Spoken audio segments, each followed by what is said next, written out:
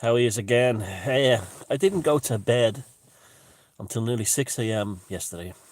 It was like everyone else who's doing social isolation. The sleep cycles are all over the place. And yesterday was the first extreme one. I've normally been going to bed between 2 and 3 a.m. I normally go to bed between midnight and 1 when I'm not socially isolating. But last night, well, it wasn't a bad thing. I was up like doing stuff and I was enjoying it as well. And it was it was just very strange. So I woke up today at like 1, I think it was when I woke up. I got out of bed about 1 o'clock, and it, I don't feel. It almost feels like a bit hungover or something. It's almost that sensation, out of sorts. I'm sure you're all going through the same. This is also the first day that I have seen rain around here. I see I left the comments on, and they're usually very distracting, but you can go ahead if you want to comment. And hello from Texas. I love Texas. Absolutely love Texans. Fantastic place. But yeah, so I'm a bit. If I look fucked up, it's because my sleep cycles are all over the place. Today is also itchy as well from the fucking pollen. Today is also the first day that it's rained in about over 2 weeks around here. 2 weeks in the west of Ireland in April to not rain is remarkable. And even with that, it only was a little pittle of rain. It was nothing substantial. And it's cold today. It's actually cold. Not freezing, but cold. But I was just so itchy. As I've been talking about, let's talk about some cosmological things. The cosmological elements surrounding this, as we've been speaking about here and on my other channel, have been remarkable. Uh, Venus, Lucifer, Phosphor will be at its brightest for the next 7 days up in the sky, and they've just admitted now that that asteroid was a near miss. Like I said, it was from yesterday, and any deviation of half a degree in its course on its way here, it would have been Snuffsville, Arizona for us all on this planet.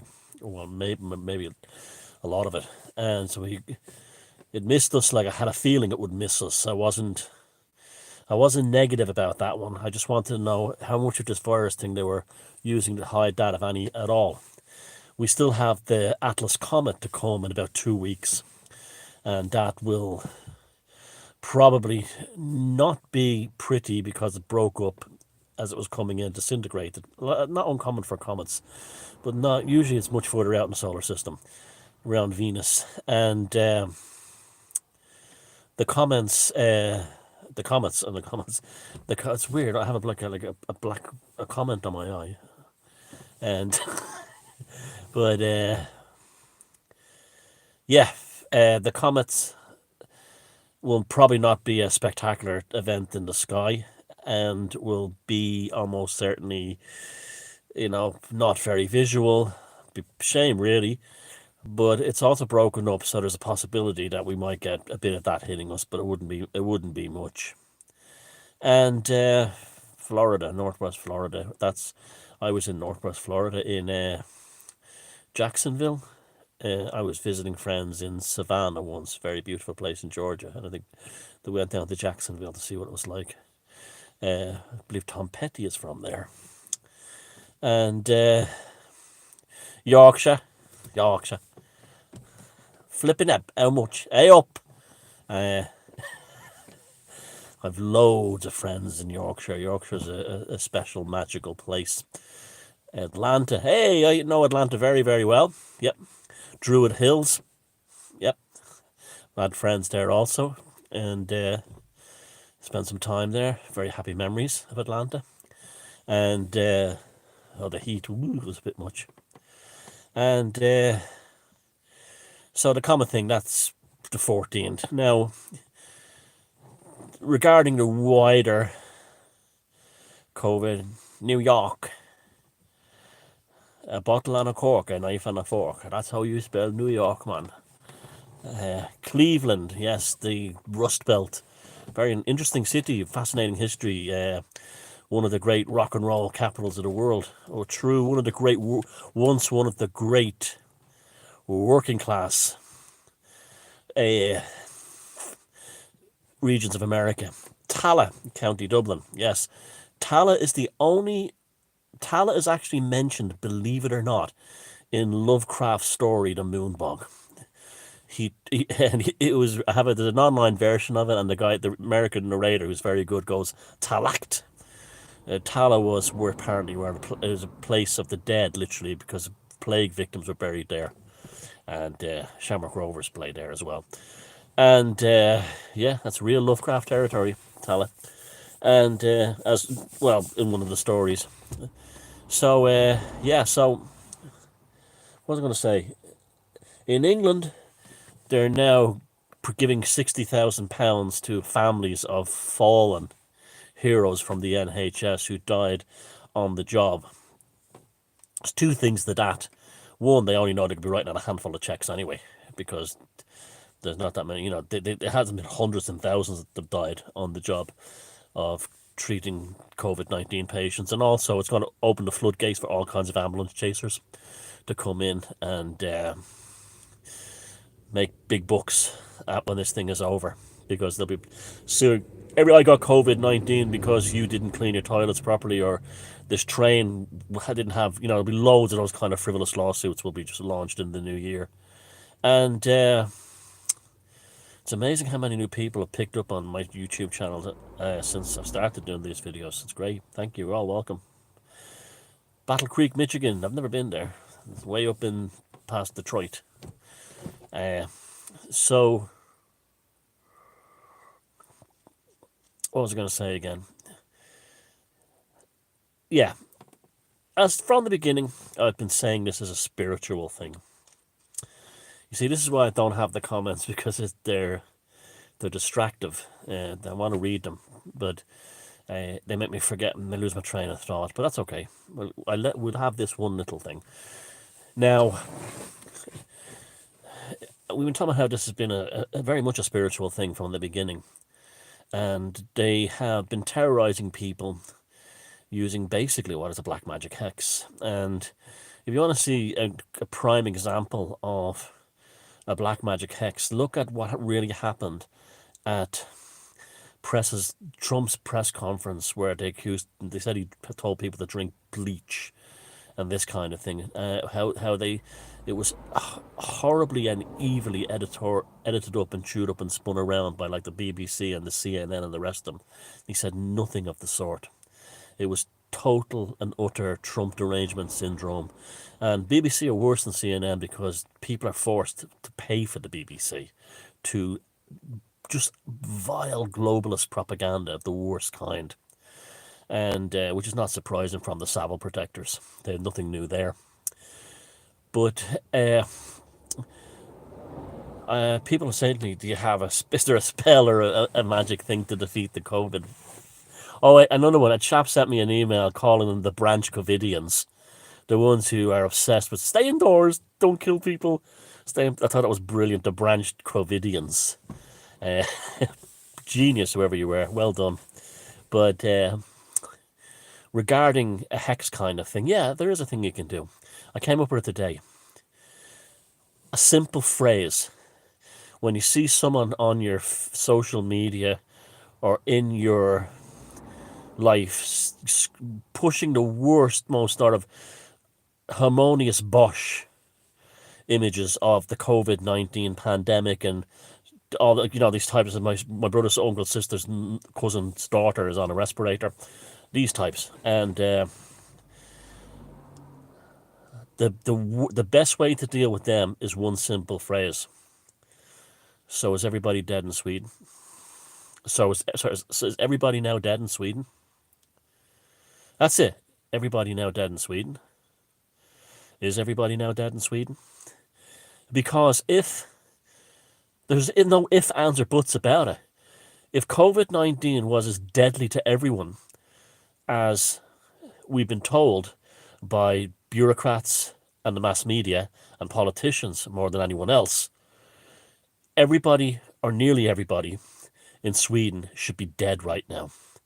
No exceptions, no ifs, ands, or buts. Remember, it's a deadly disease that kills everyone of all ages, regardless of health, according to the propaganda. It's inescapable.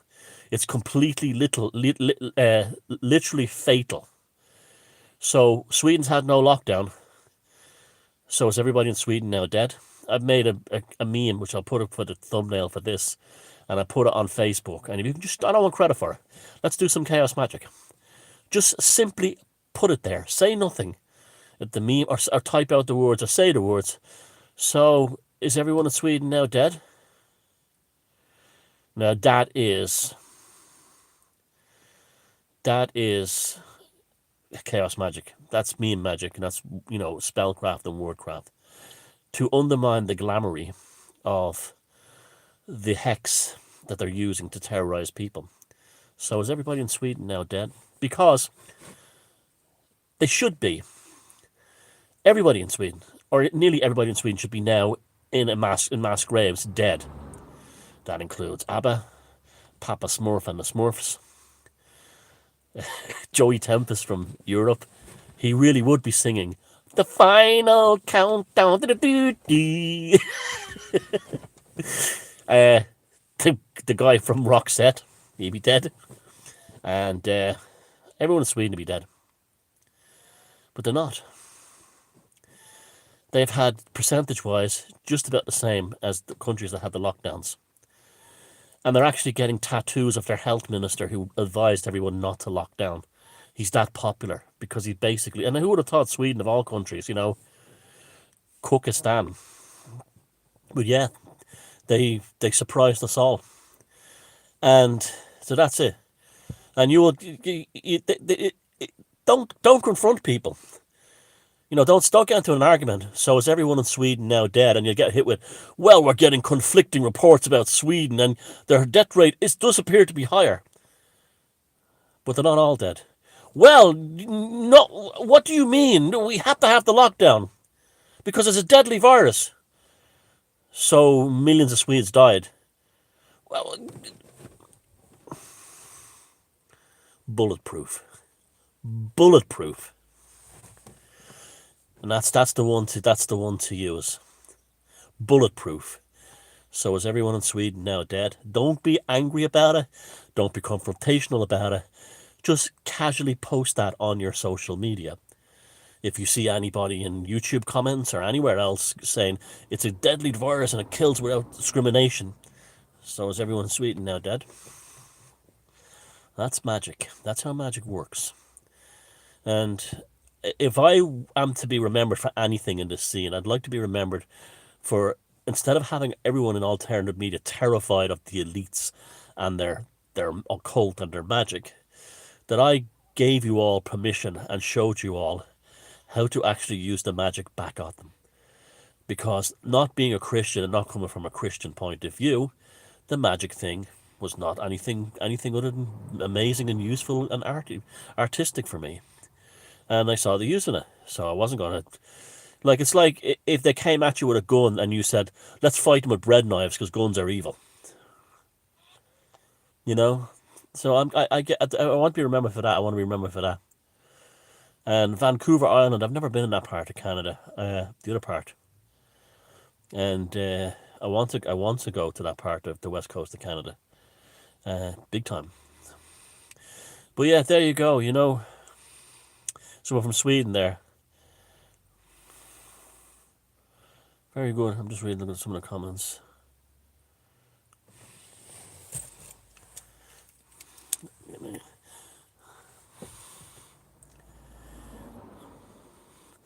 A war upon the mind through the medium of the sitting room. That's absolutely true. That's absolutely true.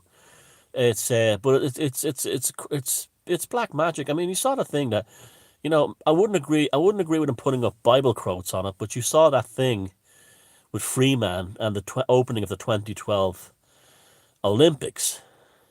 I mean, to see that thing, that was absolutely them using chaos magic on us.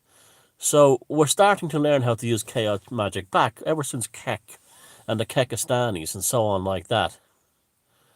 Ever since that, they've actually been taking that back. We've actually, instead of sitting there going, ooh, the occult used, the elites used the occult, and then showing the stupid clips from Eyes Wide Shut and, scientific performance and that kind of thing. The kill your TV. Yeah, it's or treat your TV the way you would any other relationship. When it gets toxic, walk away and switch it off. Walk away. But people are still posting ridiculous things about 5G. Now, 5G, I'm not happy about it either. But I'm still seeing, like, you get into the boneless ritual. Yeah, the headless man. I invoke the boneless one. Yep. That's the power of Keck has settled many. Absolutely, that was a real. Keck was a real, and I had to laugh at all these chaos magic groups calling it racist and everything. Did you see the Smurfs in France? No. Transmuted. Yep. But there's there's anti 5G stuff going on everywhere. There's even been serious legal challenges in the whole office in countries like Belgium and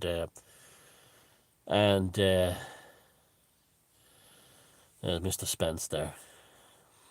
Mr. Suspense, Paul Suspense. And he posted the funniest and most outrageous meme I've seen in a while. A picture of an altar boy with his mouth open, and it said, when the parish priest pulls the rosary beads out too fast. And Ned's atomic dustbin, Jesus, that brings back memories. It was kind of fun reading these. But everybody tell me where you're from. I only saw some of you, but if you haven't mentioned, tell me where you're from. Just out of interest. It's the final Joey Tempest. They're actually quite a good band. I saw them doing a version of Jailbreak with Octopus Dead on Anglesey Beach. Nah, they die all the time. They only live to be 2. But if they ever walked out of Anglesey Beach and went into town and bought a pint of beer, I can't do it. Dublin, Birmingham, County Down. The County Down. Did you hear about the what you call it? The guy what's her name? Katie Price was on a tour of Ireland, and when they asked her if she liked County Down, she said it was much better when Carol Vodeman was on it. Limavady. That's where Greg Moffat is from, and I know Limavady. Weird. I can't do it. That the Brighter Horde wasn't found near there. The little golden boat of McManaman MacLear, Dorset, England. I have friends down in Dorset.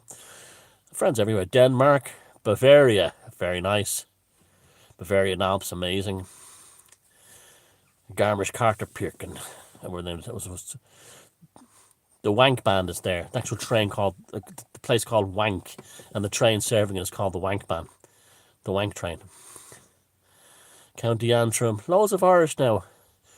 Canada.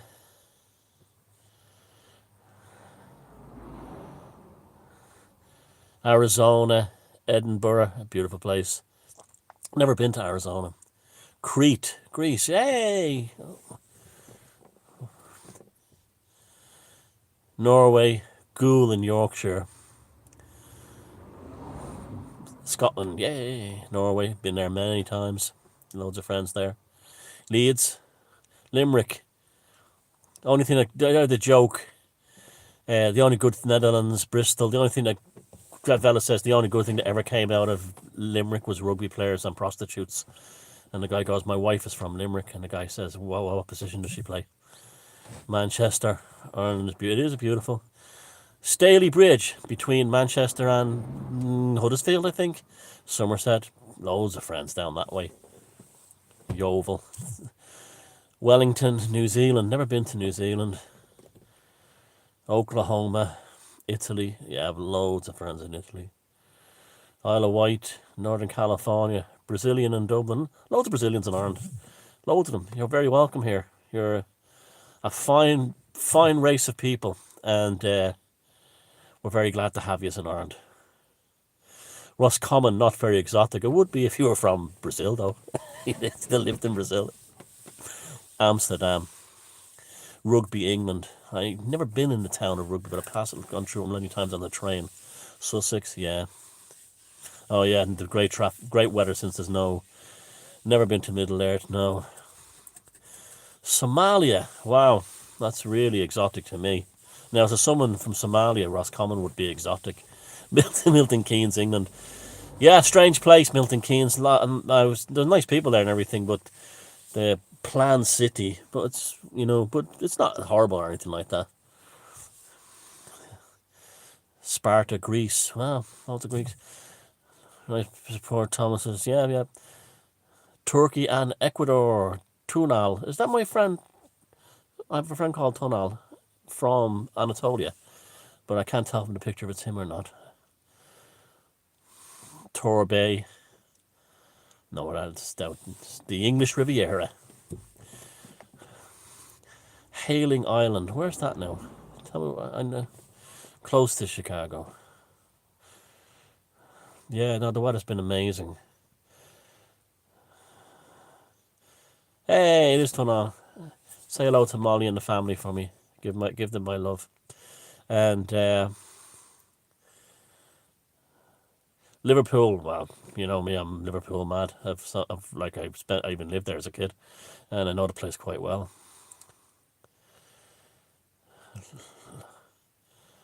What are the bags in the back? Oh, you know what they are? That bag there. Are you the fella who's obsessed with them? That bag there is wood pellets for a fuel burner to heat the house, but I don't use them for that. I use them as cat litter.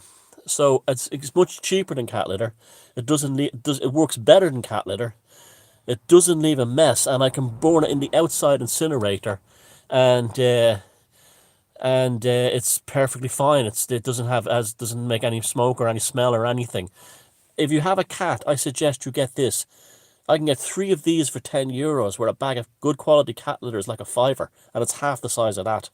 That's what's in the bag. So your OCD has been rewarded.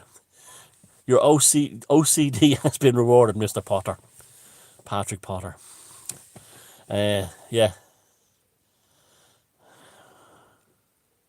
The Wirral. Yeah, I know the Wirral well. Across from Liverpool. Yeah, Andy Peake is from there, Birkenhead. He's a Tranmere supporter. Get I need to try that for the kitty. Yeah, no, it's really inexpensive, and it's also it's in some countries, because it's considered a low emissions, low CO2 fuel. It's often got grants and stuff for it, so you can buy big bulk amounts of it. I get it from a farmer's cooperative, and they were the ones that told me, don't be wasting your money on cat litter. You just buy this, and it's much cheaper. Grenade proofings. Am I doing a UK tour? I don't really do. Well, I was supposed to go over for AV 11. I'm supposed to be there like last weekend, I think. No, next weekend or something. And that's still being done live online. But the lockdown and everything, the hotel was cancelled. I don't really do speaking much tour much anymore. I just kind of, it's a lot of hard work, and the best thing about it was meeting people, and just the I mean, the last one I did was a really good one in England, in Peterborough. Packed the place out, and that was Alex Gairns, God rest his soul, who set that up. A new VON, yeah, I'm definitely going to do a VON, but when this is all over, we will do a survival VON, the survival velocity of now. I like being on Freeman. Thank you. I like being on Freeman show. Any new books being written? I was writing a Lovecraft book to go Lever Providence, a documentary, but unfortunately, Boscastle. Oh, in the Witch Museum. Yeah, that was great. And that was that. I enjoyed that one because it was like being in someone's living room and talking to people in their living room. That was a great one. I really enjoyed that. And I will do a Devon when this is all over. We'll do a kind of a survivors party We're all Sweden now. We're all Sweden now. That's what we should call it. That'll be the title of it. We're all Swedish now. I'd do a daily Vaughn if people paid me. I would. Just it's a lot of work. I'd do it. What do you think of Boris Johnson? I don't. You kind of want to dislike him because he's like an English public school boy and all this stuff, and you don't. Generally, the Tory party has been filled with monsters, and but he seems okay. He doesn't bother me. I mean, when I saw him, when someone called him a Tory bastard when he was walking down the street, and he Tory scum, he turned around to call lefty tossers, I thought that was kind of funny. I spoke to people who met him and said he's actually a really nice guy, and he's very down to earth. And again, I don't know I don't live in England, so I don't pay that much attention to politics in the UK. But I like the way he's treating the asshole that runs this country. He's not showing him any respect. In fact, it almost seems like he's waiting for a new government to come in power here so he'll deal with them over the whole Brexit thing. And I do believe that the UK, a lot of this whole thing has been the globalists punishing the US and the UK for Trump and Brexit. And like people say, oh, I wish Jeremy Corbyn, they say, oh, he's a snob. He went, the Billington Club and all that stuff. And he went to that kind of thing.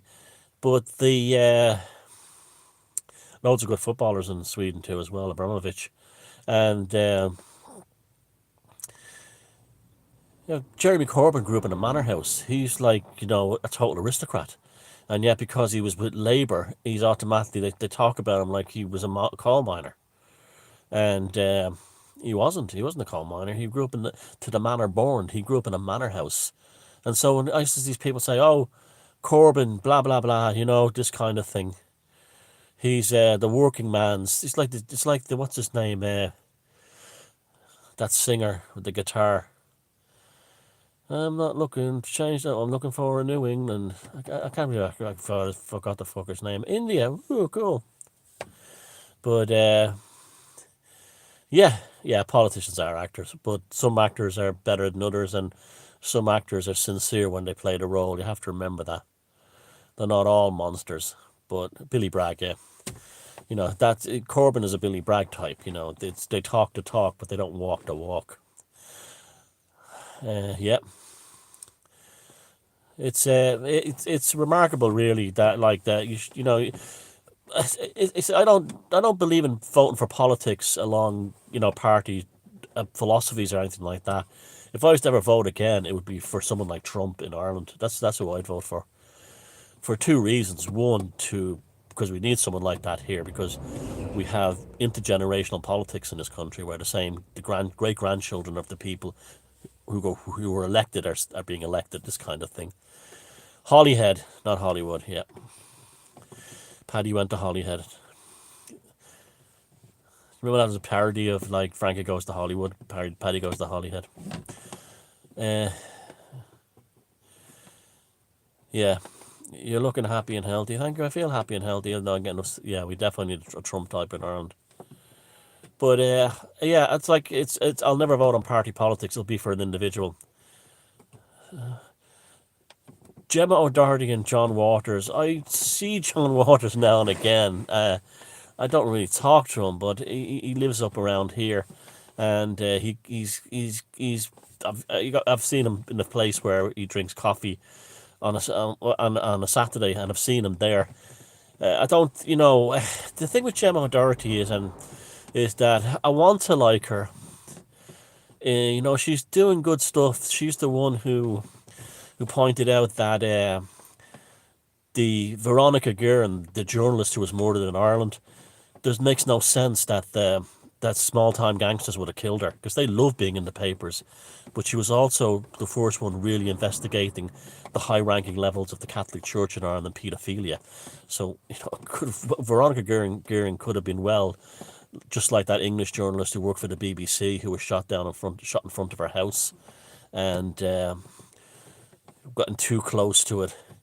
I mean, I don't know the lady. I'd never met her. It just bothers me when she's pushing Catholicism, and It's really, you know, I mean, yeah, I know Ian likes her and that kind of thing, and I was supposed to share the bill with her in England next weekend, but I mean, I don't know the woman, so I'm not going to judge her as a person or anything like that. Uh, he's entitled to like who he wants, and and but you know, her politics wouldn't be my politics. I don't like talk. You know, like she's not clearly not a racist or anything like that. If you see that video of her with, I don't think she is racist. I don't think she is. If you see the video with her with those black kids in West Dublin, those kids get on fine with her, and they they would know, they would feel it if she was racist, and they were kind of like taken to her. So she's not, but she has. The thing is that she thinks Ireland is a Catholic country, and that bothers me greatly. There's been horrors inflicted into this country by Christianity and as a whole. You just go back to the Confederate Wars. One third of the population of Ireland, between murder, war, and starvation, died in Ireland because of the Catholic Protestant thing. One third of the population died during the Confederacy Wars, and so that's back in the 1600s. One third. Now you think Richard D. Hall's brilliant. I love his stuff is brilliant. His Jill Dando stuff was fantastic, and his stuff on Gates is brilliant. But a real journalist. He comes across a likable person as well, and you can see there's a real passion there. He's driven by passion. There's nothing fake about the man. He's real. But yeah, so like she's pushing this whole thing of Ireland is Catholic and all this stuff, and it really fucking annoys me. Catholicism and Christianity has been a catastrophe for this country, and what she does in her own business is her own business. Anyone's religion is their own religion. She shouldn't be going into halal butchers and swords in North County Dublin and giving some guy working there a hard time, because he doesn't sell rashers and sausages. That's something that doesn't need to be done. Catholicism is as alien to Ireland as Islam. It's as simple as that. They're both religions from the Middle East, and they're not the religions of our ancient ancestors. When Yeah, I know Catholics are different from country to country, and most Catholic, like I like folk Catholicism. If she was pushing something like folk Catholicism, definitely Massachusetts. I would definitely have a lot more support there. But I think like her heart's in the right place and everything like that. I just wish that would all stop. I think John Waters as well. He's a very good journalist. I mean, he deserves a medal alone for being married to Sinead O'Connor. I don't know if he's having a kid with Sinead O'Connor. But yeah, she's. I mean, I would like to kind of meet her and talk to her. I would just one day, but she probably thinks I'm a Satanist or something like that. I know it would be unfortunate, but it's not true. She's just not a Christian. That's all. And so yeah, I'm French from Massachusetts, but now live in Texas. That even sounds like a country and western song. I'm French from Massachusetts, but I now live in Texas, 'cause a rose of Texas stole my heart. In Texas, the Anglos think Catholics mean Mexican. Yeah, and also, I was one time on a flight in the US. I was flying down south somewhere, and I got talking to this woman on a plane, and she was getting a connecting flight going to North Dakota to the Lakota Indians and she told me she was a Christian missionary and she was preaching the Gospels. You're welcome. I'm glad you're liking my Corona Chronicles. She was preaching the Gospel to I'm an achiever. Yeah. Comments and dreams, I'll get that in a minute. Preaching the Gospel to Lakota Indians, and I asked her, if they're not, you're converting them to Christianity. She goes, yeah. And I says, well, what religion are they now? And she goes, well, most of them are Catholics. So she didn't, this born again Christian Pentecostal didn't believe that Catholics were Christians. I'm in Texas. I'm a Kunas. I don't know what that means. What's your view on the film? I haven't seen him. The Comets and Dreams. Yeah, I mean, what's up there does affect our consciousness down here. So it makes sense that even I think the planet Lucifer, Venus being so close as well, I think that's even having a big effect on it. Because it's showing clarity. And this is one of the reasons I decided to launch that spell. So is everyone in Sweden now dead? with the beginning of the full illumination of Lucifer, because Lucifer represents clarity and truth and charity. Do you think the plague will end any time soon? I think when it ends, yeah, I do. I don't think it's. I can't see it lasting past May in terms of the lockdowns and everything. I'd be very surprised, especially if we start saying, "So is everyone in Sweden now dead?" I think at this point, countries like Ireland and maybe the UK are only keeping the lockdown going because they're trying to find the exit strategy to get out. Because when people who are all terrified at home now of the plague, when they, nice to meet you, Tin Man, when they are released, whatever, in back in, and the world is the same again, it won't be the same again. They won't have any jobs. They won't, you'll probably see governments saying to families, well, you've no job and you're probably not going to be, the economy's dead for the next 20 years. So you're not going to be able to pay your mortgage on your house. But we in the government will allow you to stay in your house if you let us take over your home. And that's how they'll build a new council housing, public housing stock, I think. They're going to be taking the houses off the middle class who are all going to be unemployed by this. But right now, they're developing a strategy to deal with the horrific economic catastrophe. There won't be a famine or anything like that soon. Not in the West, anyway. Hello from Sweden. Yeah. Sissy. Yeah, Swedish lady there. And yeah, and you're alive, right? Good. See, she's in Sweden and she's alive, right?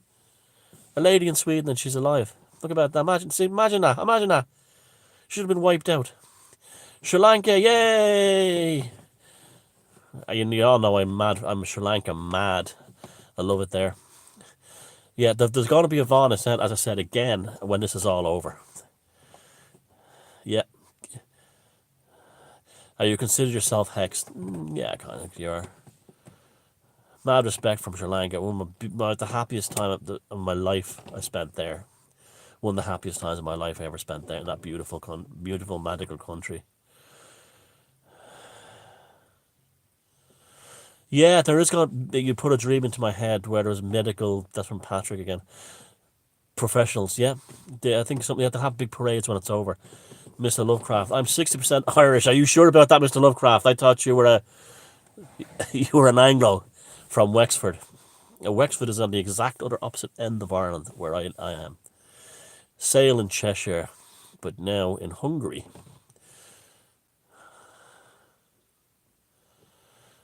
The Shinners never got a look in. They won't get a chance now because they were doing what the reasons why I don't like Sinn Féin. They were attacking Jews again in the media, this kind of thing. Some of them, and the Gotland, Greenland. I think no, Greenland, not Gotland. Gotland is Sweden. No, I'd love to go to Greenland, and I have friends who went there. And she was telling me the stories of like watching, humpback whales under the northern lights and these kinds of things at midnight. Here in Sweden, there's almost nothing happening at all in the local zeitgeist. It's like we've developed our own reality tunnel. There you go. And that's how that's the way we should all live. You should be not allowing yourself Charles Bonnet syndrome. My fairy entity won't leave me alone for the moment. They're very active. Well, that's interesting, Neil. Do you think that's probably connected to the spiritual? That's Neil Rushton. I first found about you in 14 Times. There was a great article in it, and then it was David Halpin who introduced me to you, and your stories are amazing. And yeah, my mother had Charles Bonnet syndrome. She kept seeing an astronaut in a full spacesuit in the side of her eyes, in the side of her vision, and the doctors told her it was because of the drug she was taking for her Parkinson's, but it wasn't. She was having I hope it happens to me someday, and I know, like Neil says, you should learn to live with it. Swedish and English, Scottish, my namesakes forgives the Irish. And Tromsø in Norway, right up there. I never got that far north as Tromsø. The furthest north I got, I think, was Trondheim. Yeah, just north of Trondheim. That's the furthest north I've been in Norway. Not just on the cusp of the Arctic Circle, but not in it.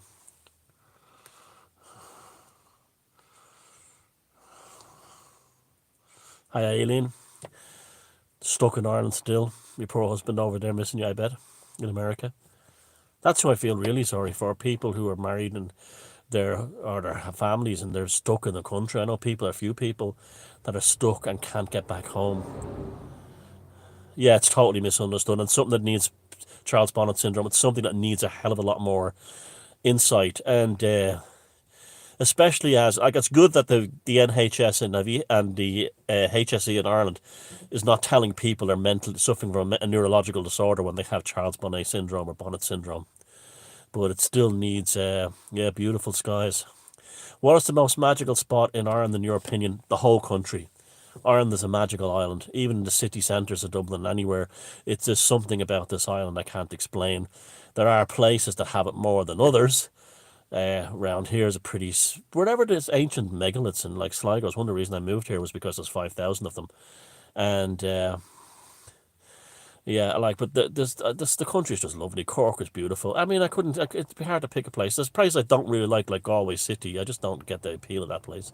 But Ireland is yeah, you can't. It's the whole country is just gotta. I don't know what I just gotta. But north, south, east, west, it's just something special about this country I can't explain. I just can't explain it. My great grandfather came from County Morris. That's not far from here. That's was a that's that way, not too far down. The N17, which is the main sort of like A road, as the English call them, that runs up and down the west coast of Ireland, well, the inland from the coast. Wirral again. It's two people from the Wirral. Yeah, the Galway City has nothing to do. It's totally overrated. Oh, yeah, I'm definitely going back to Sardinia. I love Sardinia.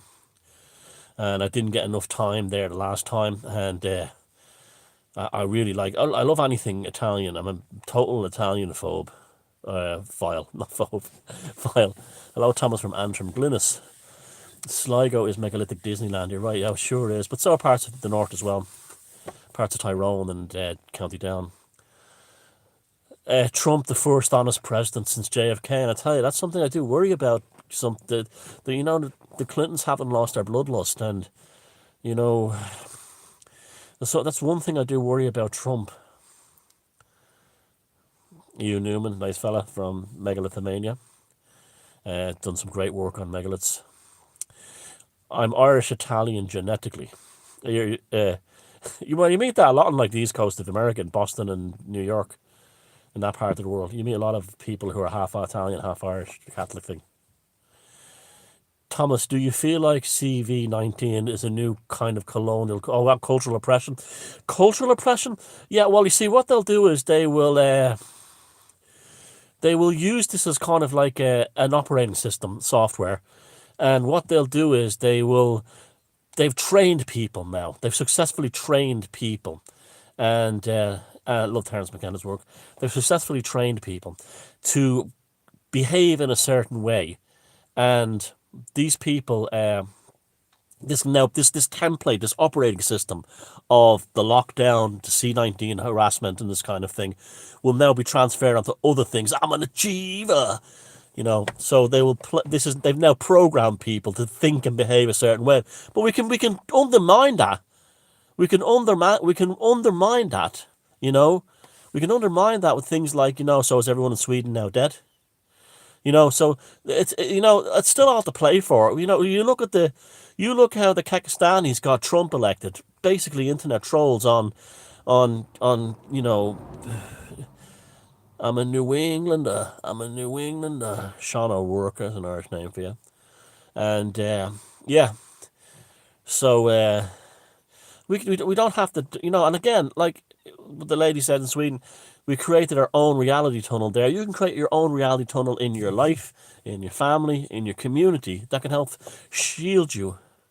Hello from Sydney, British Columbia. What is worse, Cove or id or Dublin ego? I was in Cove recently. Love you too. I was in well, Cove is part of Cork, and they're notorious. Well, my friend John tells me it's an act. It's just a put on, but they always say that, like, what do you call a Cork man with an inferiority complex?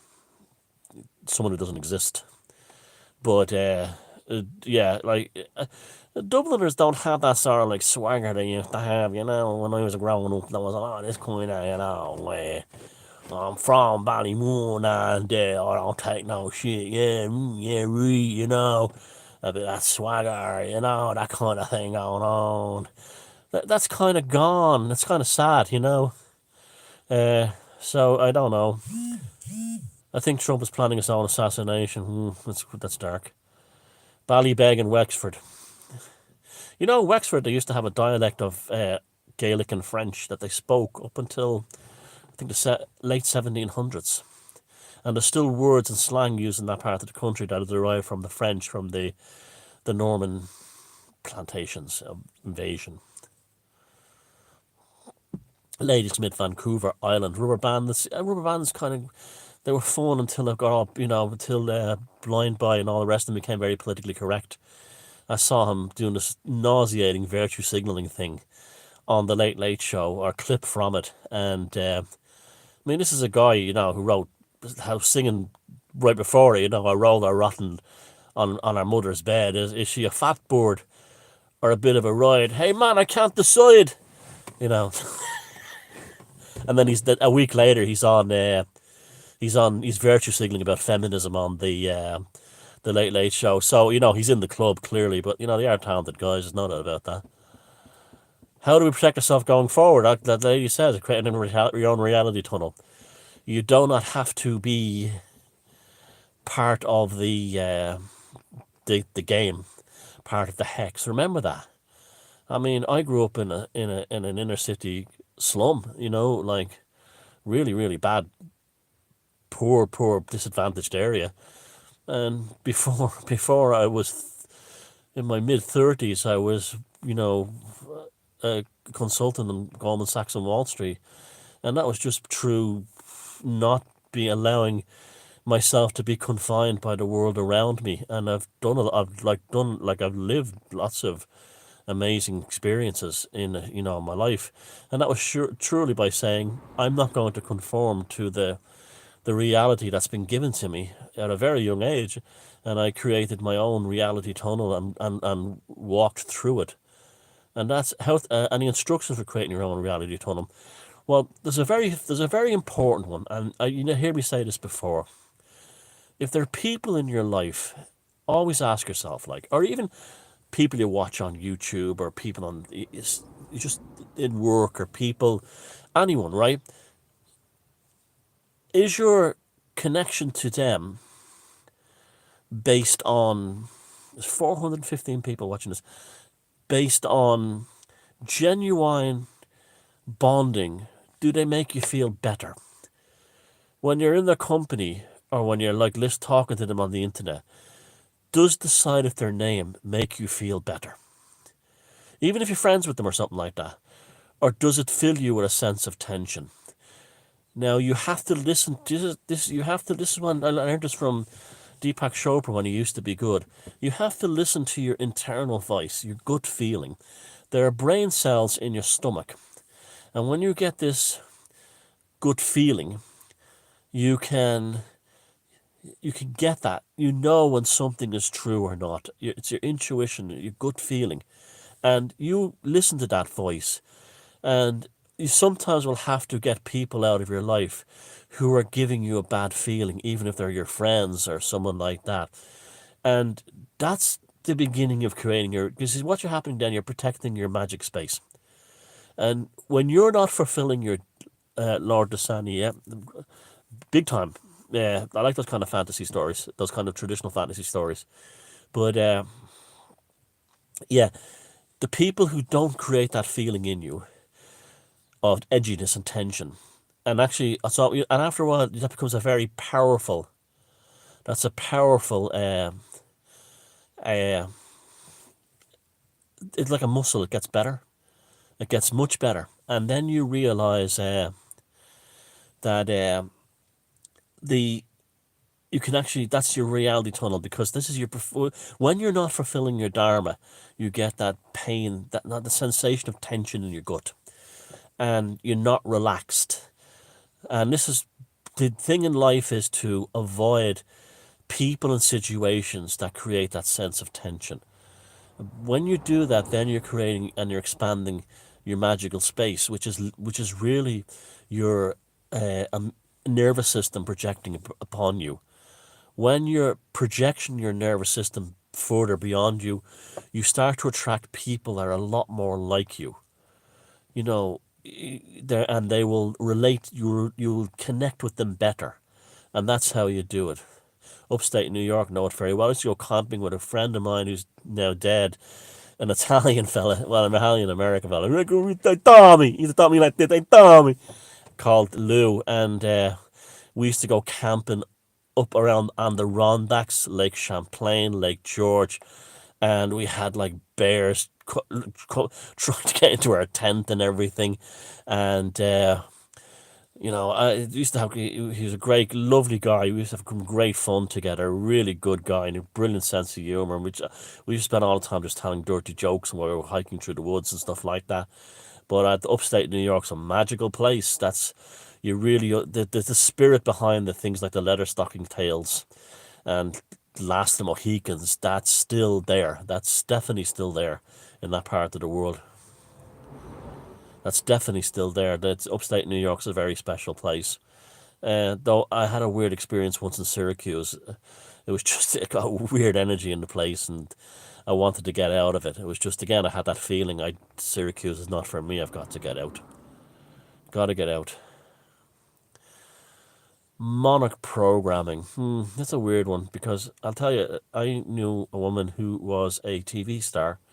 We were very close, and she had told me that one day she was brought to, when she was a little girl in the US, she was brought by her agent along with other little girl stars and paraded before generals in the US Army.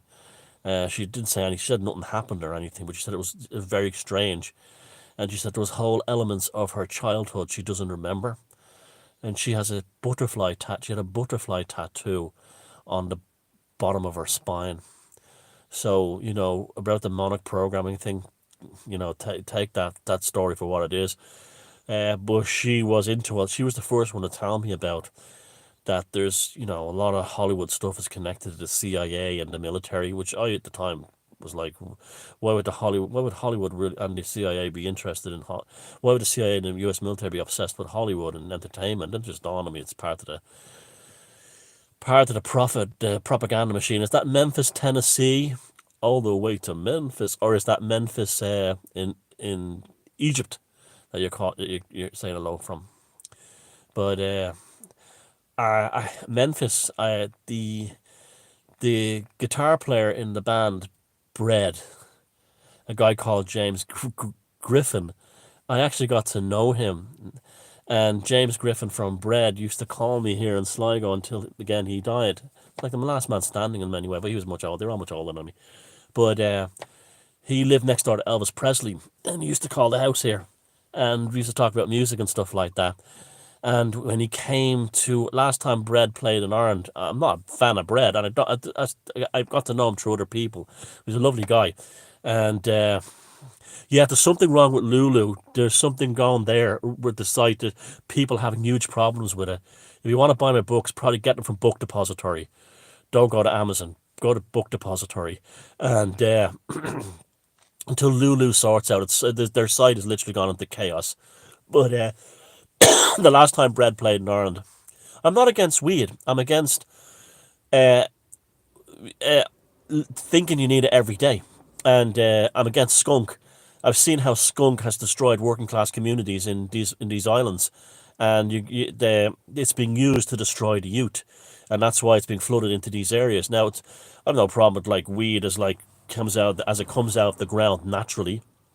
It does kill dreams, by the way, even the weak stuff, and I've no problem with that. And I know it's definitely an excellent painkiller and everything, and it does have remarkable uses in medicine, but that there's most people who I know who go on who are saying they're into weed, and so they're the skunk really, a lot of that, and and there's so much chemical grow. It's used to grow chemicals, and it's extremely strong now. It's like green crack.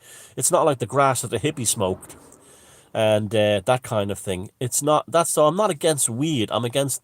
I've seen the damage it's done in working class neighborhoods. It's done to working class neighborhoods in Britain and Ireland what crack did to working class neighborhoods in the USA and Canada. It's definitely been flooded in and it's destroyed. There's people who you meet these people and they literally don't have anything else in their life other than weed. It's like to say, oh well, it's natural and all this. Look, it's the same thing as walking around. If I was walking, like I like a pint of beer, right? It's like me walking around with a pint of beer all day long.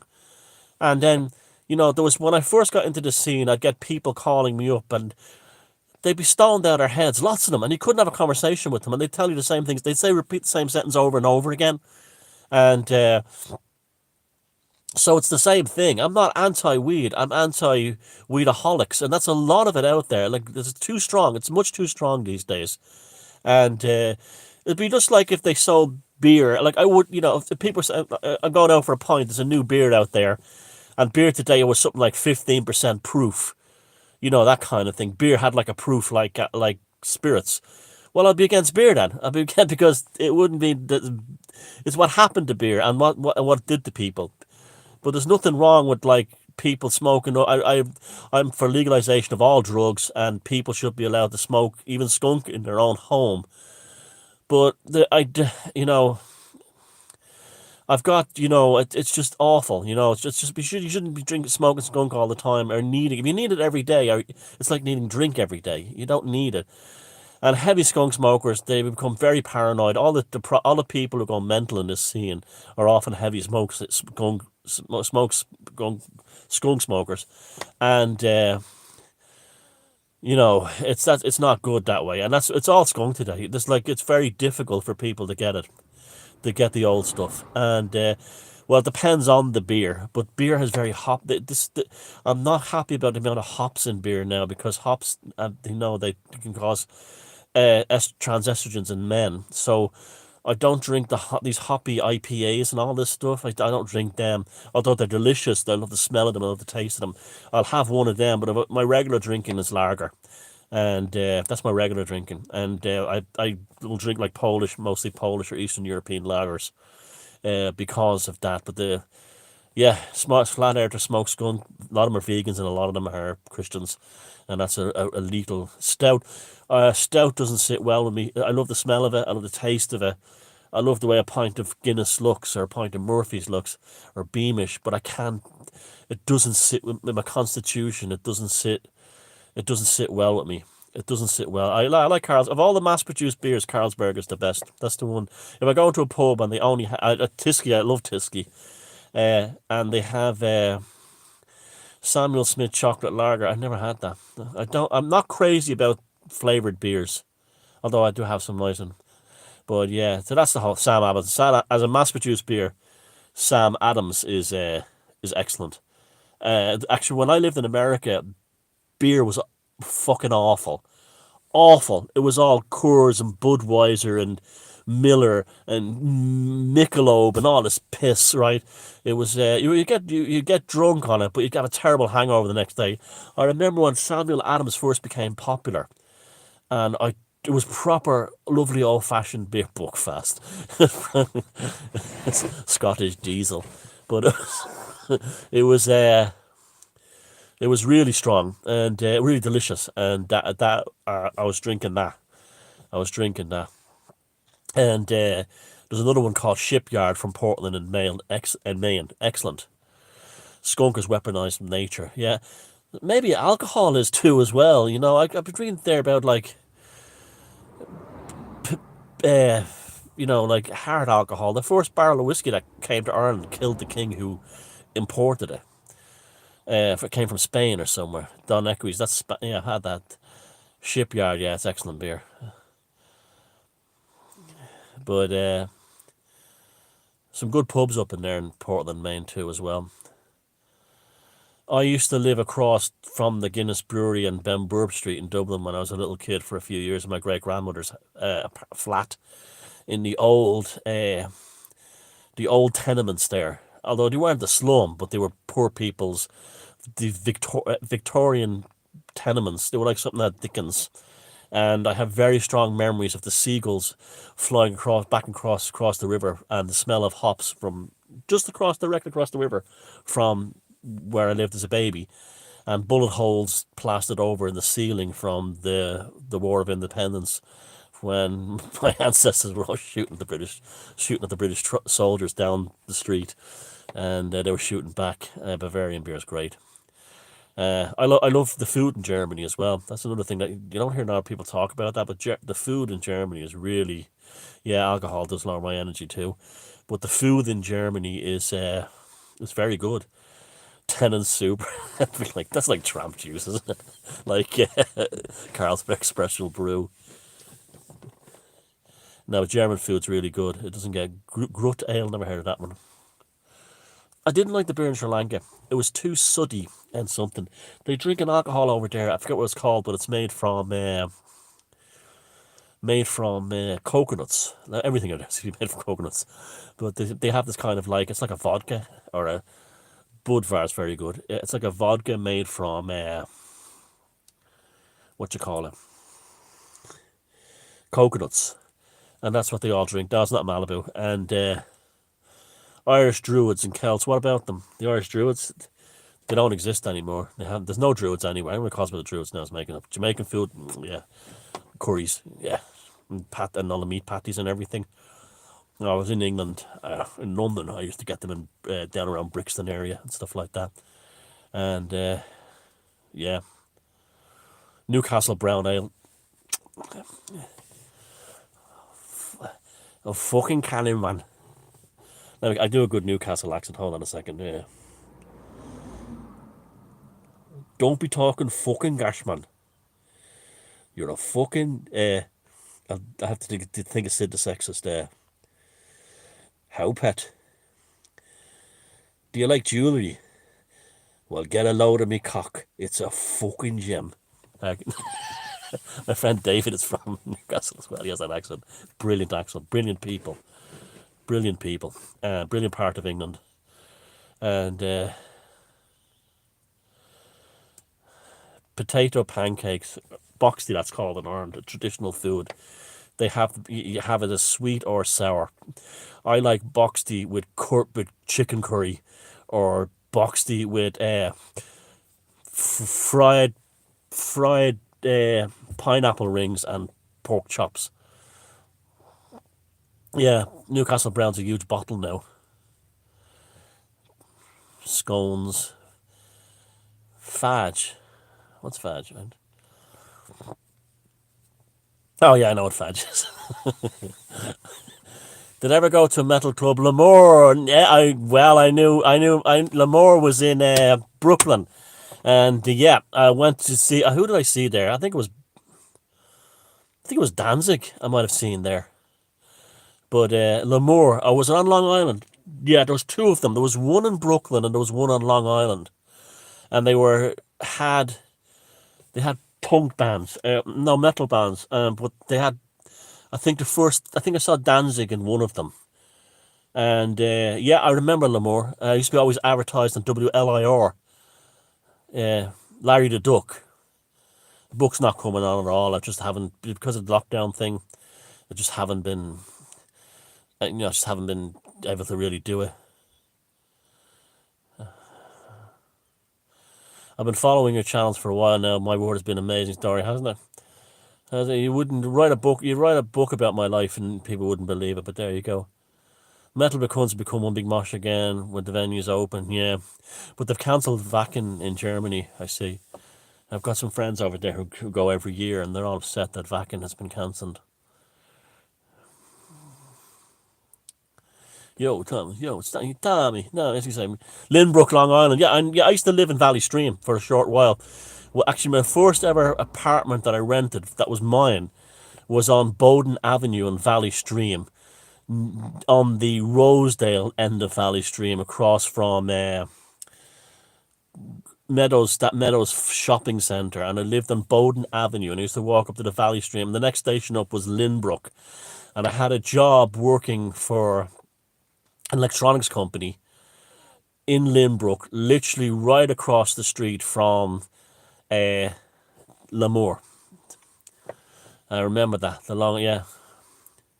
There's been loads of Long Island serial killers. Is there a new one? And Long Island's a lot of spooky places on it. I remember like there's a lot like not just Amityville, but there's a lot of interesting spend Montauk and uh, there's weird like the weird Fortean Fortean stuff around Brookhaven National Laboratory and stuff like that. Tony Danza from who's the boss? Tinnitus has ever since I started taking zinc. My tinnitus is now very much under control. Don't ask me why it's made it go better. I used to follow the Rangers, so the Islanders wouldn't be my enemies. And so don't ask me why, but taking zinc definitely helped my. I'm not a big fan of Iron Maiden, to be honest with you. I never really got into them except the original Paul Di'Anno Martin Maiden. That was more like a punk band. Montauk Beach ones, yeah, well, Montauk Beach, a lot of millionaires out that way. Oh, Cape Cod I know quite well, yeah, National Seashore. Where was I in Cape Cod? Chatham, and one of the most beautiful beaches I've ever had been gone swimming in, was in Cape Cod. I think it was Chatham, down the very end of the arm, there, like Provincetown is up here, it's down here. Yeah. Yeah, first Iron Maiden, the Killers, the album's brilliant, and I'm running free. I love this voice. Yeah, I'm running free. I couldn't get into the operatic elements of later, Bruce Dickinson, Iron Maiden. Sun gazers, they're damaging their eyes. Of course, sun has great healing properties, but some of these people are doing some silly things like staring into the sun constantly, and it becomes like an addiction.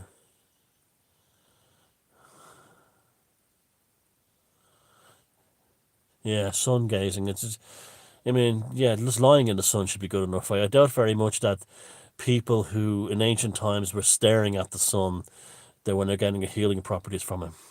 Jimmy Savile and Sutcliffe, yeah, that's Quran's C3 truth and stuff. That's as dark as it gets. You've all heard that video that I made of the Vaughn. That was the Jimmy Savile 666 serial killer. That was that was a spooky night, and I still cannot explain those strange voices on that video.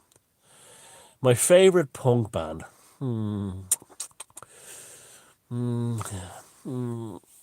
me see. My favorite punk band. Yeah, I love the Sex Pistols. The album was brilliant. They totally lived up to the hype. I think the Damned, but they were more of a kind of a they were really listening to the Damned. They were called war punk, but they kind of went off something else, just like the Banshees did.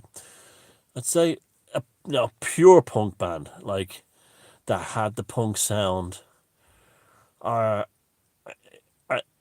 Yeah, probably the Ramones would be one. Definitely I love the New York Dolls, even though they're kind of glam as well, and even like Sham 69.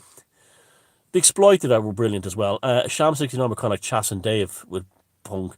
Stranglers, I saw the Stranglers in Dublin not too long ago. They were fantastic, and much better than I'd say the Buzzcocks. That's probably it. Yeah, the Buzzcocks are probably my favourite punk band because they stayed true to punk. And Pete Shelley had a very unusual voice, and I'd say the Buzzcocks were probably Dead Kennedys are excellent. I mean, I like them all, but Stranglers would be more favorite trash band. I wouldn't know. Are you into any of the '60s garage? I don't even know what that is. I mean, like garage music. I don't know anything about that. Favorite black metal band? Well, though you wouldn't like me calling them, but they're wordsome. They'd be more like pagans, but yeah, that'd be my favorite. The Damned, brilliant. The Damned also became a really good goth band eventually, when kind of like Captain Sensible left, and they kind of lost that comedy punk element about them. Stiff Little Fingers, that's a pure punk band. They would be brilliant. Definitely, yeah. Stiff Little Fingers. Also influenced a lot of the punk scene in America when I lived in the US, and all the punks that I knew, and a band I was in for a short time there. Don't like the Doors. Never got into them. A band that I was into a short, an X as well. Yeah, went into for a short time there, and they were all Americans who were mad for its different little fingers. The Bathroy I bring into. Stone Roses. I love Ian Brown's solo stuff. Love Ian Brown's solo stuff. My cats have Philo. The names of the cats: Philo, uh, Benny, uh, Jerry Wee, and Billy. Led Zeppelin. I want to like Led Zeppelin more than I do. The Cramps were brilliant. The Cramps were great, but yeah, this last song, Ian Brown's last song, was it First World Problems? Oh, he's brilliant. I love Ian Brown. Love him. Love him. I find that the Stone Roses are just basically a Marillion are brilliant. Nova Scotia, yeah. Marillion, no, the Echo and the Bunnymen. I mean, they're still going and they're still great, but I kind of like fell out of love with their music. The first album, Crocodiles, I absolutely love it. Stars are stars. I prefer Black Sabbath. They're not Black Sabbath Aussie. They're not Aussie Black Sabbaths more than the Black Sabbath, but I do like both. There you go again with your first world problems. Yeah, it's a brilliant song. Yeah, and the stuff that Ian Brown did with Uncle's brilliant. Yeah, Ronnie James Dio and Tony Hay, the guy who did Headless Cross. The Susie and the Banshees are my all-time favourite band. And I love Fields of the Nephilim. I absolutely love Fields of the Nephilim. But Susie and the Banshees are my all-time favourite band. All-time favourite band. Yeah, the Virgin Prunes, punk. No, they were okay. They came out of punk, but the Virgin Prunes were more closer to goth or performance art. The Virgin Prunes, I grew up very close. I mean, I used to see Googie and all them on David all the time, and Mary and the rest of them and Strongman. But they were older than me, so like it wasn't like friends but I'd see them around. I thought they're a brilliant band, absolutely brilliant, and they were making it, and they were very successful. People forget how successful they were. Particularly, I love Coil as well, and the Virgin Prunes were one of the best bands coming out of Ireland. They were one of the best.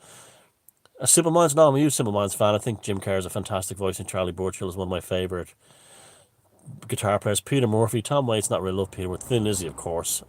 Hawkwind, of course.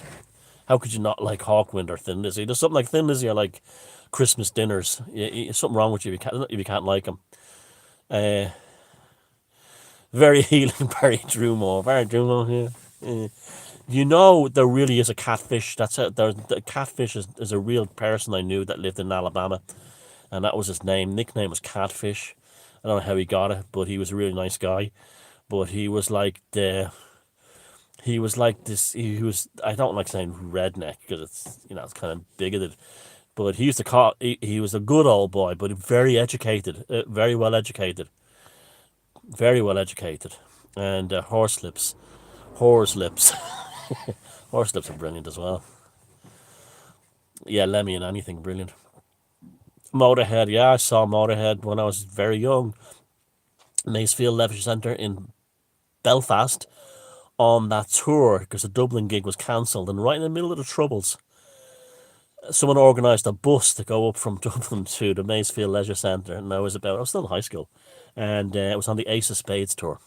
It was the gig where Filthy Animal broke his neck. Metallica, found Metallica the same way I feel about U2. I can love some things, but other things, no, it's that kind of thing. It's hard for me to separate the corporate machine from the band's music a lot of times. Yeah, I saw him on the Ace. Actually, that was the. I saw him. I nearly saw him on the Bomber tour, believe it or not. And yeah, I heard that Slane. My friend John was in Slane, and my friends who went to Slane said it was brilliant. Favorite trad groups: the Bothy Band, The Wind That Shakes the Barley, I think it's called, the album. Matt Malloy from the Chieftains is on them. That album is a masterpiece. I love Planksty. I love the Planksty, the Black album, that one, the black cover, and they were the first trad bands to take trad music and to produce it like rock with proper production, songs recorded properly in top studios, and but still, Chieftains were great, but their Chieftains were very mainstream. There was something still kind of edgy about both Planksty and the Bothy band. Yeah, Bauhaus, amazing. But yeah, it's brilliant. But yeah, the Bothy band and the Bothy bands, and if you want to listen to Irish traditional music, seek out the stuff from the 1970s when Irish music started to come of age. Trad music, love Depeche Mode. Not really. I don't know a lot about the Arctic Monkeys. Yeah, Planksty, brilliant. The Irish trad bands: Planksty, Bothy Band, Sweeney's Men, Dubliners from the 70s. There's something very special about the 70s and Irish trad music. It's because it was recorded properly in good studios, and Kurt Cobain. That was an interesting thing down in Cork. He had that mystical experience. He played Sir Henry's down in Cork with. They were actually opening for Sonic Youth on an Irish tour, and it was a very interesting interview with Kurt Cobain. He actually played in the place where I did the gig down there last year, I think it was, and he said that he was walking around the city in a daze. He said it was the most spiritual experience of his life, walking around the Cork city centre, but he couldn't understand. He couldn't understand why. He had a top hat in Dunleary. I saw the Jam there, and he he didn't even know he had Irish ancestry. He got talking to his mother, and his mother said, "No, we're not." It's because he thought Corbin was Swedish or Danish. She said, "No, it's a misspelling of Coburn, Cockburn," and they discovered that his family actually came from Cork City, and so he had this mystical experience in a place his ancestors came from. Remember what we see me talking about? Ancestral codes are switched on. Like, I know for a fact, yeah, dreams are other realities, absolutely. The Fall are brilliant. Dreams, the ancestral, that's what I think. I'm convinced that an ancestor mine was, or ancestors of mine were in Sri Lanka. I'm convinced of it, and Italy. And that's where they switch on ancestral codes. And he had that experience. So, yeah, I'll stay on for another 15 minutes or so. We'll do an hour and a half. I can't believe it's flown by bad brains yet. Loads of brilliant punk bands come out of America. The Furies went, yeah, Thin Man and the Furies solo albums. Before now there's nothing wrong with the Furies and Davy Arthur, the pop band of what they do. But those solo albums, the best version I've ever heard of the Curragh of Kildare is the Phil Marnetti Fury version that they do on those 70s albums when the music came. Yeah, I'm a huge Pink Floyd fan, massive. And of all the big sort of like, the big corporate rock bands, the big bands of the 70s, Pink Floyd are still the best of all of them. The music speaks to me for real. It's just powerful. And it only gets better with age. Even the older stuff like Saucer Full of Secret stuff, it only gets better. Yeah, it's the Sid Barrett stuff. Even the really old stuff gets better. Why doesn't, I don't know. I don't run AV, so I'm an employee. I'm not involved in it. The Sultans of Ping FC from Cork. Yeah, where's me jumper? Where's me jumper? Yeah.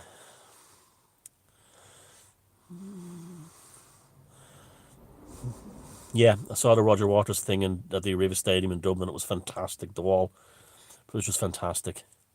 I could do without his politics though, but yeah, he's a bit Bono-y that way. But yeah, Pink Floyd. Like I was even listening to Animals the other day. It's just the way it starts. The organ, just genius. Heavy metal is the real working class music. That's the thing you have to remember. They try to make it that punk was the working class music, and yet the Sex Pistols were working class. Yeah, but most punks weren't. You know, they came from places like Bromley. You know, that's where Susie and the Banshees came from. And what was his name? You know, Billy Idol and all them. And they were all middle class. And what's his name? Joe Strummer was, he was practically, he was posh. He had a posh upbringing. You can't, his family was like viscounts or diplomats or something like that. But I used to know, I knew Def Leppard back when they recorded that album, Pyromania, when they were living in Dublin. I bumped into them a few times in the rehearsal studio. But is time travel possible? Yeah, completely possible. Totally possible. But the thing is, you can only travel from the point that you're in now. Don't ask me how to do how I know this, but it was mathematically shown. You can't go into the future using the quantum models we have now. Apparently, you can set the machine, if they could build a time machine, you could set it from like right now to go back in time, okay? Because you would need this to get back to it. But apparently, and don't ask me the science behind it because I don't know, but I read a very, very good article in New Scientist about it, that even though the future does exist and you should theoretically be able to go into it, for some reason you can't get back to the past. So you can go to the future, you can go to the past and get back to the present, but right now they haven't developed a mathematical model to go from the present into the future and back. It's the coming back. There's some problem with the coming back bit, but theoretically, it's possible. They have done it with quantum particles. They've sent them back in time. Time travel is also done in our daily lives. A baseball player's nervous system and muscles and mind cannot synchronize to hit a ball coming at 100 miles an hour with the bat. And what's been shown was they project themselves forward in time, calculate the trajectory of the ball coming to the bat, go back in time, subconsciously, and then hit it.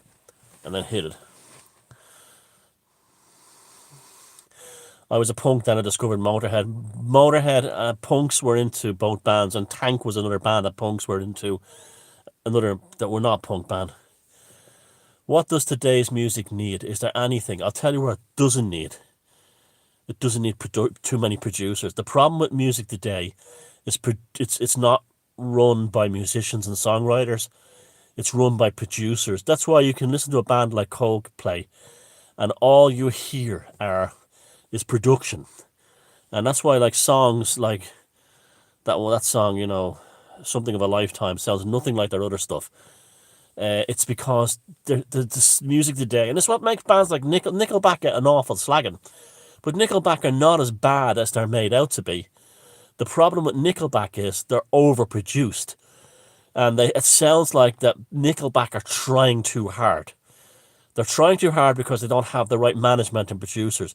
If someone was to sit down, like an old-fashioned type producer, was to sit down and just work with basic demos from Nickelback, they would be a much better band than they are. The problem with Nickelback is they come across as superficial because they're a victim of what's the problem with music today, is that it's producers have all the power.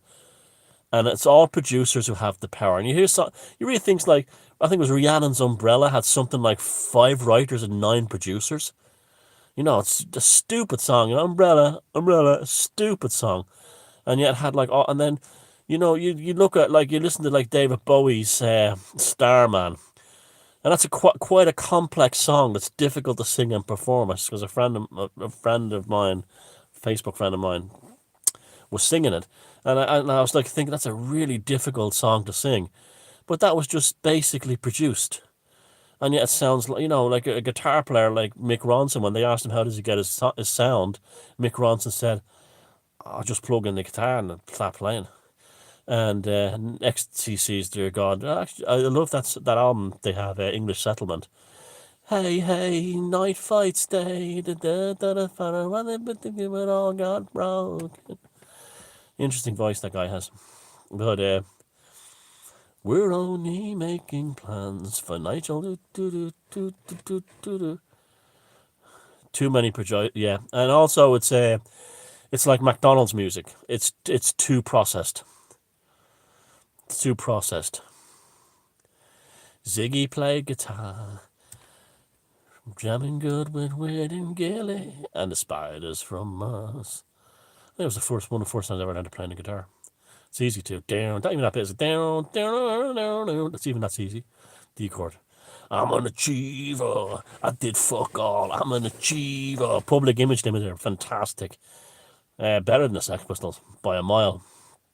And it's a shame that every time you see Johnny Rotten or John Lydon being interviewed, it's always like Sex Pistols, Sex Pistols, Sex Pistols, Sex Pistols, and yeah, the work he did with Pill is amazing. There's Cheryl. I was just talking about you. That's the lady who sang Starman, and yeah, his book, No Blacks, No Dogs, No Irish, is a brilliant read. It's really amazing. He is like such a great voice for attacking the British establishment. It's not funny. He was like, and you see him very intelligent when he was young. He was definitely a great mind. That's why all the lefties don't like him. Same reason they don't like Morrissey. They don't like lefties. Hate intelligent working class people. They'd probably hate me if they knew about me as well. Lefties despise working class intelligent people. And that's why they despise Morrissey, and that's why they despise John Lydon. All these middle class snots who'll always show up who'll always. What I think of Irish session music, I used to play it. There's nothing for it, but a guitar player, it's terrible. And I was thinking of wanting to play mandolin for a while, so I go to sessions. The guitar is a useless instrument. It's really just a kind of a drum in Irish session music. So it's like I got tired of sitting there, playing all the different, finding every different way to play a D chord. It became boring where someone's on the fiddle and they're having a great time with the uilleann pipes and that kind of thing. But yeah, John and Marr is an amazing guitar player. I saw a video of him showing how he plays the headmaster ritual. For someone to be that young and to be that competent a guitar player was quite remarkable, in terms of drop the E tuning and things like that. And a guy at 20 years old, writing those kind of complex guitar bits. But Savile was called out by John Lydon in an interview on a tape that was hidden, and he said, "I want to kill that pervert Savile," or something like that. What's your thing on some fetishes? I don't know. Whatever. Once it's consenting adults, I don't care what you do. Your private life. John Martin, yeah, very good. Yeah. Is Thomas Sheridan my real name? My real name is Tommaso Sheridan. T-O Father, the strike line. T-O Father, M-A-S-O Sheridan. That's the Irish name. That's my birth name. But I've been known, Andy Rook's brilliant basis, as Thomas Sheridan. That's why you can trace my history back. Because when I decided to come out doing this stuff, I was going to use my real name so I wouldn't hide behind a fake name while demanding truth from everyone else or anything like that. And you could trace back, check my criminal past, anything, because I had nothing to hide. And that's why I used my real name. Okay, so Blood and Pig, yeah, brilliant. So, this is wonderful. Probably won't do it again for a long time. As an hour and a half, but I enjoyed that. And like I said, what's the mantra? So everyone in Sweden is now dead. Take care. If I can't take a joke, love yous all. Look after yourselves. I'm going to have my dinner now.